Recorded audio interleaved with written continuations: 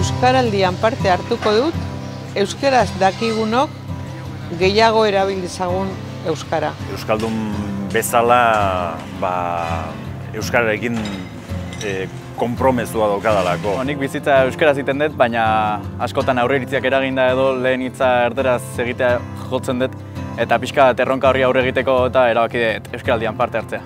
Nik euskaraldian parte hartuko dut, aho bizi bezala, nik uste dut almen hori dugulako eta erresponsabilitatea ere, erronka politia iruditzen zait. Zeren iruditzen zait oso interesgarria dela hau kolektiboki egitea donostiarron artean. Porque me parece que con la práctica del euskera es como podemos mejorar e incluso cambiar las costumbres lingüísticas. Parte hartuko dut euskaraldian, ia saltzadi egitasmoa jarri genurako martxan altzan, eta euskaraldia horren jarraipena izango dalako. Konturatzen naiz, Donostin oso euskara gutxi entzuten dela, eta hori berez gu euskaldunon dakagun jarrera baten arazoa da. Eta horregatik euskaraldian parte hartzera bakiet, hori proposatzen dutelako ez, jarrera aldaketa bat euskaldunon partetik. Euskal hiztunak erderaz mintzatzea nerekin beti zordatu nau.